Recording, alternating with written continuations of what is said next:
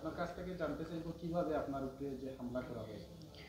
আসলে হচ্ছে আমি ওই যে এনসিপির যে জুলাই যে 25 তারিখের যে ইয়ে ছিল, অনুষ্ঠান ছিল, ওইটার মানে ব্যানার ট্যানার ইয়ে করে আমি হচ্ছে বাসায় যেতেছিলাম প্রায় 11টা, সাড়ে 11টার মতো বাজে।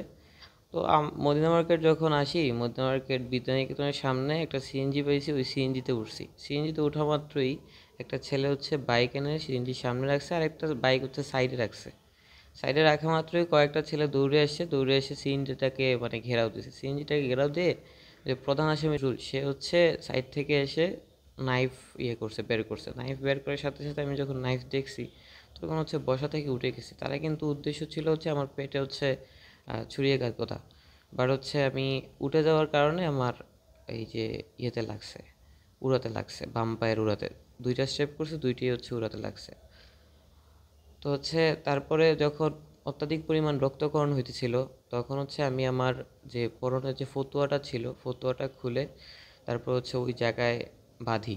বাঁধার পরে হচ্ছে ওই সিএনজিওয়ালাকে বলি যে আপনি আমাকে আম্বরখানা নিয়ে যান, কারণ হচ্ছে আমার বাসার মানুষকে বললে আসতে আসতে অনেক সময় লাগবে, কারণ মোহাম্মদী থেকে আসতে অনেক সময় লাগবে। তারপর বিভিন্ন মানুষকেও যদি বলি তাইলে অনেক সময় লাগবে। তো আম্বরখানা আমি জানতাম যে আমার বন্ধুরা আছে ওইখানে। তো হচ্ছে আমি ওই সিএনজিওয়ালাকে ফার্স্ট হচ্ছে আম্বরখানা নিয়ে যাই, তারপরে হচ্ছে জুবায়ের, কাউসার কাজী, তাকে এদেরকে কল দিই। কল দেওয়া মাত্রই হচ্ছে ওরা চলে আসে। তারপরে হচ্ছে ওরা আমাকে উসমানিয়াতে ভর্তি করে। আচ্ছা, দেশবাসীর কাছে বা যে প্রশাসনের কাছে কি দাবি চাচ্ছেন? প্রশাসনের কাছে এবং দেশবাসীর কাছে আমার একটাই দাবি, এই যে ধরেন হচ্ছে আমি হচ্ছে 2024 সালের একজন সম্মুখ সারির একজন ছিলাম। তো কোঠা আন্দোলনের যে হচ্ছে ইয়ে সময় আমরা যে আন্দোলন করেছি, আমাদের কোনো ধরনের ছিল না। তো হচ্ছে যদি হচ্ছে এই আন্দোলনটা ব্যর্থ হইতো, তাহলে হচ্ছে হয়তো বা আমাদের খুঁজে পাওয়া যেত না বাংলাদেশে। তো সেই থেকে যেহেতু হচ্ছে আমরা আন্দোলন করেছি এবং হচ্ছে এই আন্দোলনের কারণেই বিভিন্ন শত্রুতা আমাদের আশপাশ থেকে ঘিরে আছে। তো আমি চাইবো যে হচ্ছে দেশবাসীর কাছে এবং প্রশাসনের কাছে, যাতে করে হচ্ছে এর সর্বোচ্চটুকু শাস্তি হয়, এবং যারা হচ্ছে এর সাথে জড়িত আছে তাদের যাতে হচ্ছে আছে। একটা জিনিস আছে যে হচ্ছে আমি ঢুকাইলাম, 2 মাস পরে বের হয়ে গেলাম, এই বিচারের কোনো দরকার নেই। যদি এই বিচার যদি হচ্ছে ওনারা করে, তাইলে কাউকে ঢুকানোর দরকার নেই। আমি এটাই বলবো যে সবাইকে মুক্ত বাতাসে করতে দেন। যদি 2 মাস আপনারা আটকায় রাখেন, শুধু মানে রাখার জন্য ধরেন, তাইলে হচ্ছে দরকার নেই ধরার। আপনারা হচ্ছে তাদের বাসায় রেখে দেন এবং হচ্ছে মুক্ত বাতাসে রেখে দেন, দরকার নেই। ঠিক আছে, তাদের যদি আপনারা চান যে হচ্ছে আমাদের দেশটা এবং সিলেট নগরী, মদিনা মার্কেট এলাকাটা আপনার সন্ত্রাসী দিয়ে ভরিয়ে রাখতে চান, তাইলে আপনারা রেখে দেন, সমস্যা নেই। আর যদি চান যে হচ্ছে সুষ্ঠু একটা সিলেট থাকুক, সুষ্ঠু একটা মদিনা মার্কেট থাকুক, তাইলে এই সন্ত্রাসী চিহ্নিত করে ধরেন। কারণ তারা শুধু আমাকে না, আরও অনেক মানুষ আছে ওদের প্রতি অতুষ্ট।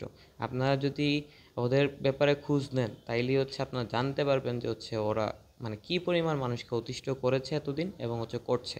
ঠিক আছে, তো আমি এটাই চাইবো, যদি ধরেন আর যদি প্রশাসনিক কাঠামো আপনারা সঠিকভাবে কাজ করেন, তাইলে হচ্ছে একবারে ধরবেন, যাতে করে সর্বোচ্চ শাস্তিটুকু হয়। আর ক্ষমতা দেখিয়ে বের হয়ে যাওয়া, এই হয়ে যাওয়া, সেই হয়ে যাওয়া, এরকম করলে ধরার দরকার নেই। তাইলে থাকুক এইরকম। আচ্ছা, যারা আপনার উপরে হামলা করেছে তারা কি কোনো দলের, কি আপনি কি কি তাদেরকে আচ্ছা, চিনতে পারেছেন কিনা? হ্যাঁ, তাদেরকে হচ্ছে আমি চিনি, বাট পার্সোনালভাবে সবাইকে চিনি না। আমি চিনি এমনি সবাইকে, ধরেন মুখ পরিচিত এরকম চিনি আর কি।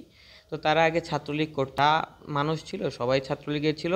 এগুলো প্রমাণসহ সব কিছু ডকুমেন্ট সহ যা যা লাগে সব কিছুই আমার কাছে আছে, এবং কি প্রশাসনের কাছেও আছে।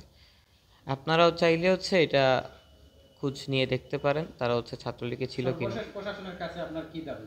সর্বশেষ প্রশাসনের কাছে আমার এটাই দাবি যে হচ্ছে প্রশাসনিক কাঠামো যদি সুন্দরভাবে ওরা ব্যবস্থা নেয় এবং হচ্ছে সর্বোচ্চ শাস্তি যেটা তাদের প্রাপ্য, এতটুকু শাস্তি যাতে ওরা ওরা দিতে পারে। ঠিক আছে, আর হচ্ছে কোনো ধরনের বলকে, কোনো ধরনের শক্তিকে যাতে ওরা পড়ুয়া না করে, ওদের প্রশাসনিক যতটুকু করতে হয় তারা যেন ওইটা করে। ঠিক আছে, যে এই ক্ষমতা ওই ক্ষমতা ওদের কাছে গেল, তারপরে হচ্ছে ওনারা ছেড়ে দিল, তাহলে হচ্ছে ধরার দরকার নেই। আমি আগেও বলেছি, এখনও বলতেছি।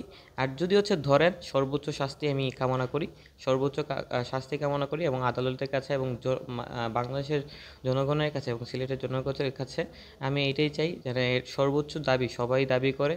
আমি আপনাদেরই ছেলে এবং হচ্ছে 24-এর একজন যোদ্ধা, সেই হিসেবে যাতে আমার আমার সাথে সাথে যাতে ওরা আর কারোর সাথে এরকম করার সাহস না পায়, ওইটা আমি চাই। ধন্যবাদ।